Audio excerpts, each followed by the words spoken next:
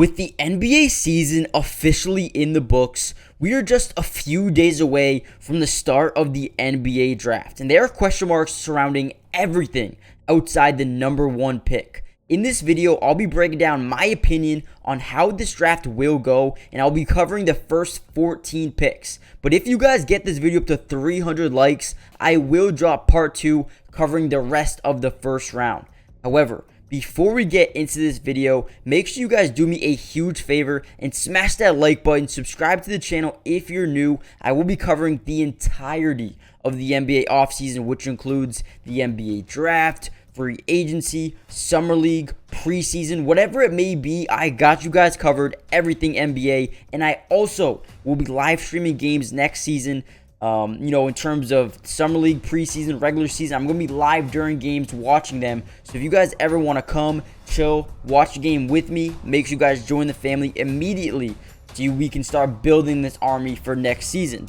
But without any further ado, let's jump into today's mock draft. With the first pick of the NBA draft, the San Antonio Spurs select Victor Wembanyama, the center, the wing, whatever you want him to be, he will be. One of the best prospects in NBA history is going to land in a perfect situation with one of the best head coaches of all time, Greg Popovich. He's got complementary pieces around him like Devin Vassell, Jeremy Sohan, Keldon Johnson. He is a 7'5", insane prospect who should be a monster at the rim.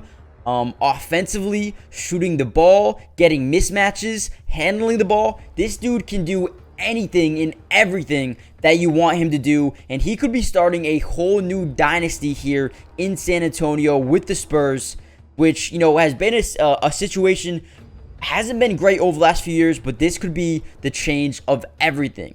Victor Wembanyama will be a Spur, and you guys will see it here on Thursday. With the number 2 overall pick in the NBA draft, the Charlotte Hornets select Brandon Miller. Now, Brandon Miller is a wing out of Alabama. He's 6'9", 200 pounds, and it will immediately help this team out. Obviously, we all know Miles Bridges was suspended, and he is not in the NBA as of right now, and they've been missing that piece ever since he's been gone. Now, Brandon Miller is a guy who I think is probably the 3rd best player in this draft. I do have Scoot Henderson a little bit better, but in terms of fit, they already have LaMelo Ball. They did not need another ball handler like that. I think Brandon Miller could come in here and be a very versatile wing, alongside LaMelo Ball. And they also have other pieces as well that will just fit in perfectly with this team going forward. Like I said, he's a solid player, averaged 18.8 points per game in college, 8.2 rebounds, 2.1 assists, and also shot the ball at a 38.4 clip from beyond the arc. So that's amazing to pair up with LaMelo Ball. I think this will only help them get better as time goes on.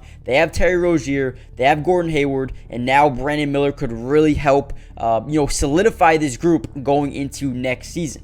Now, with the 3rd pick of the NBA draft, the Portland Trailblazers select the 2nd best player, Scoot Henderson. Now, listen, this is a 3-star draft, and Portland nabs what I believe to be as the 2nd best player. The athletic G League, guard has been phenomenal all season. I think he will fit pretty nicely alongside Damian Lillard. Now, I know it's not the perfect fit, but I do think it is a solid one. Now, obviously, the Portland Trailblazers have, Anthony Simons, Shaedon Sharpe, Damian Lillard, and now you're getting a guy like Scoot Henderson. It might be a logjam at guard, but listen, if you're in this position, you take not only one of the best players in this draft. If Victor Wembanyama wasn't in this draft, Scoot Henderson would be a hands-down number 1 pick, and you're getting him at 3. Now, I do agree with some of you guys are saying, why would we take Scoot Henderson? We have so many guards unless we're trading or getting rid of Damian Lillard. Well, listen. You don't pass up on a guy like Scoot Henderson. That's all I really can say. He is that good of a player. He can do whatever you need him to do in college or in G League. He averaged 17.6 per game, 5.1 rebounds, 6.6 assists, while shooting roughly 32.4% from the three-point line, which isn't the best, but he is young. He's 6'2", 195 pounds, and I think he has one hell of a future in front of him here in Portland. And with the 4th pick of the NBA draft, the Houston Rockets select wing out of overtime elite Amen Thompson, 6'6", 214 pounds. Now, the reason I believe he would be a good fit here in Houston is strictly because I'm under the impression that James Harden will be back in Houston to play with the Rockets, Ime Udoka, Jalen Green, and a bunch of other guys here in Houston. Now, if this does happen, I do think Amen Thompson would be the biggest or the best fit for them going forward. Now, you look at a team with James Harden, Jalen Green,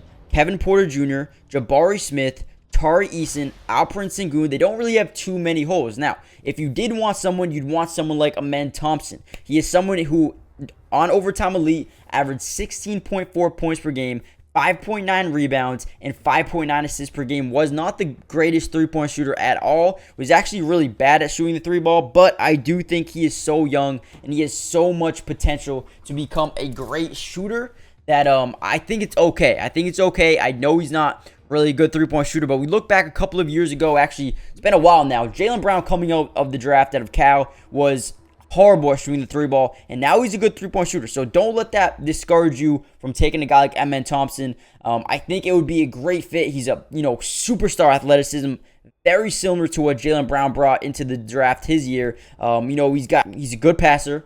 He's got great playmaking skills, and his shot remains a work in progress, but if he get that up, he's going to be one hell of a player in this league that can contribute in multiple different areas.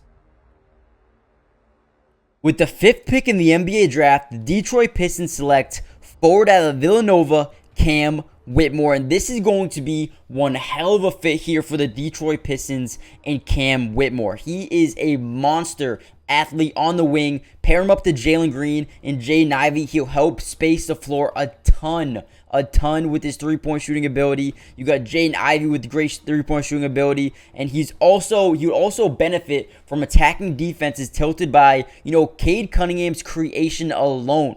I think this would be a perfect fit here. I don't think the Pistons have the ability to go out here and draft someone that can't shoot the ball. So I think Cam Whitmore, as a 6'6", 235-pound wing out of Villanova, freshman, young, can only get better from here. I think he would be a perfect fit along some of these guys. As we know, the Detroit Pistons got rid of Sadiq Bey, opening up a space in this, the wing area of this team. And I think he can, establish his identity here in Detroit alongside some of these guys, man. Cade Cunningham, Jaden Ivey, Jalen Durant. I think this could be a perfect fit for the Pistons and Cam Whitmore here with the number 5 overall pick. Now, with the 6th pick of the NBA draft, the Orlando Magic select Ausar Thompson, a guard/forward from Overtime Elite, the brother of Amen Thompson. Now, yes, Orlando's biggest need is probably shooting right now, and Thompson isn't going to help in that department, but he has some developing to do, and I think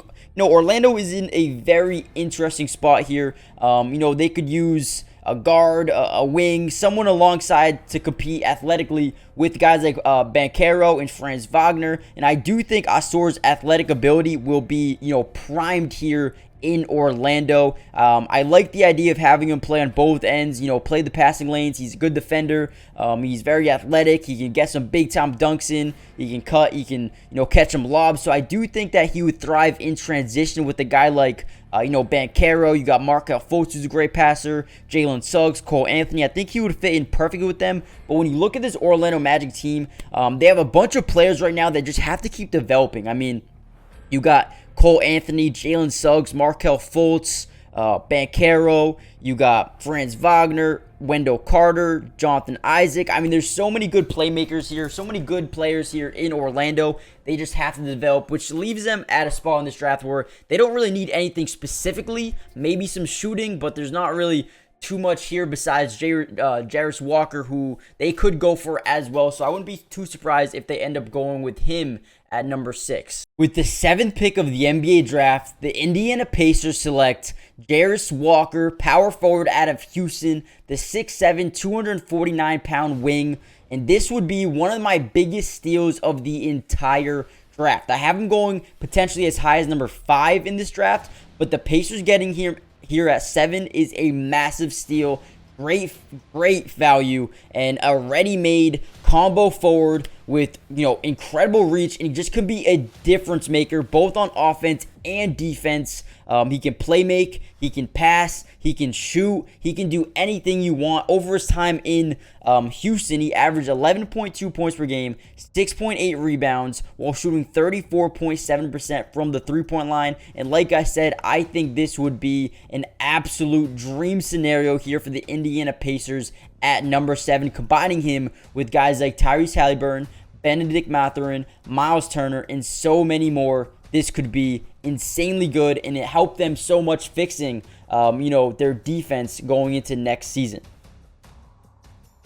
With the 8th pick of the NBA draft, the Washington Wizards select Taylor Hendricks, forward out of UCF. Now, this was a very interesting pickup here, in my opinion. For the Wizards, they just traded Bradley Beal. It looks like Kristaps Porzingis and Kyle Kuzma will be gone, and it feels like Taylor Hendricks at this point might just be the best player available. He has a ton of upside at 6'10", 7'2" wingspan, excellent rim protection, a great prospect on defense while being a good three-point shooter as well, can be an athletic dunker. I don't think we have to talk about this too much. Somebody with an incredible, value, someone with incredible potential. I think this is a must-draft scenario here for the Wizards at number 8. With the 9th pick of the NBA draft, the Utah Jazz select CASON Wallace, the guard out of Kentucky. Now, I thought there was a lot of other guys that would fit if they fell, but they're all gone. I won't even tell you guys who they were. But if the Utah Jazz can get a guy like CASON Wallace here with the 9th pick, I think it would be great value. We look back, Danny Ainge is the GM of this team. You look back to when Boston drafted Marcus Smart. I think that would be a very similar type of thing. He's a great defensive guard who plays bigger than his size. Very good, passer. He can shoot the ball a little bit as well, but I really like his ability to be a full-time defensive guard with the ability to just keep getting better and better as the Jazz try to, fix this roster up to being very solid going into next season. Let me know what you guys think about CASON Wallace fitting in with the Utah Jazz. With the 10th pick of the NBA draft, the Dallas Mavericks select guard out of Arkansas, Anthony Black, and he is another perfect fit here for the Dallas Mavericks, and they should be excited if they can get a guy like Anthony Black here at number 10. I have him going as high as number 5, but if they can get him at number 10, this would be a perfect fit alongside Luka and even Kyrie Irving. He's big, he's strong, he's got a winning mentality, wants to win every single possession, and can add a whole new dynamic offensively for this team in terms of his shooting ability. I think this would be one of the best fits here, maybe even in the entire draft. He averaged 12.8 points in college, 5.1 rebounds, and 3.9 assists, and I think he is one of the best guards in this draft, and the Dallas Mavericks land him at number 10. With the 11th pick of the NBA draft, the Orlando Magic select guard forward Grady Dick out of Kansas. The freshman, he's 6'6", 204 pounds, averaged 14 points per game in college while shooting 40% from the three-point line. And this goes without question. One of the best shooters in the entire draft, can help out immediately right away in terms of Orlando shooting. And I think this is a no-brainer pickup here for the Magic at 11. With the 12th pick of the NBA draft, the Oklahoma City Thunder select Leonard Miller, the forward out of G-Lite Ignite, 6'9", 213 pounds, and I think this will be a very interesting pickup, a very interesting pick in general to see what the OKC Thunder do. I have them taking Leonard Miller, a guy who, does everything that the Thunder want guys to do. He checks a lot of boxes. Last year, he averaged 16.9 points per game, 10.1 rebounds, and averaged a double-double. He does have some ways that he needs to get better, but he's long, he's got a big frame, big wingspan, great IQ, and can play multiple different positions, pairing up with Shea, with Chet Holmgren, with Josh Giddey, and a bunch of other those guys over in Orlando, I think, or Oklahoma City. I think this would be a very solid pickup for them. But leave a comment down below. Who do you think they will draft? Because this is one of the hardest selections for me to have them take. I really didn't know what to do here. But let me know what you guys think.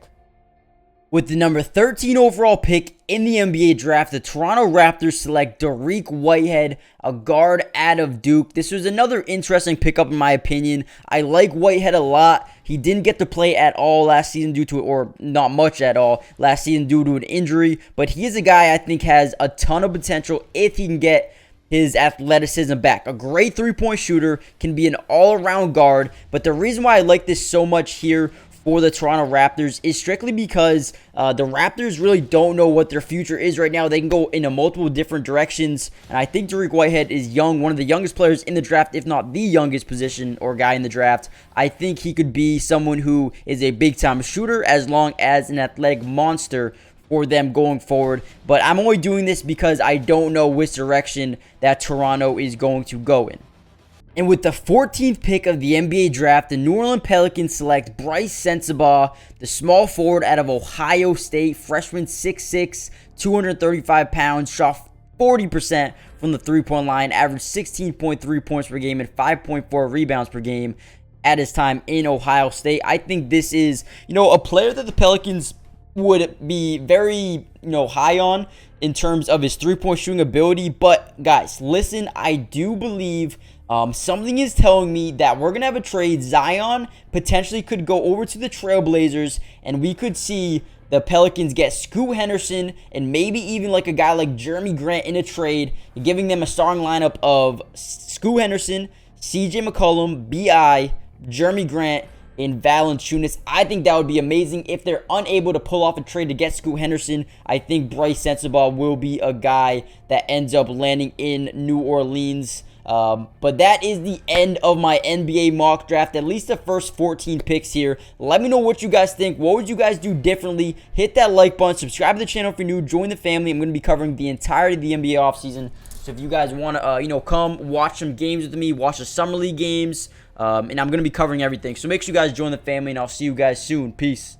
Today's video is brought to you by Pro Class, the absolute best place for you to take your game to the highest level. It's the first of its kind sports training and development platform where you can reach your highest potential by learning from some of the best athletes on the entire planet. Some of these guys include Damian Lillard, De'Aaron Fox, Allen Iverson, DeMar DeRozan, and so many more. And I have some great news for you guys. If you guys go use my code MattyDubs, you'll get 50% off hundreds of training videos, workouts, and drills, and you can get in the lab right now. So go check it out. Go steal some of the secrets from some of the top players in the world right now. And if you are interested in developing your skills at any level, if you play in middle school, high school, college, or if your goal is just to be a better athlete, a better basketball player, this is where you need to go. Nobody else does this. Go check them out, and you can learn, develop your skills at a fast pace, high speed level. Click the link in the description for instant access to all of the secrets in the world. And remember, using code MattyDubs will get you 50% off right now, so don't miss out on this offer.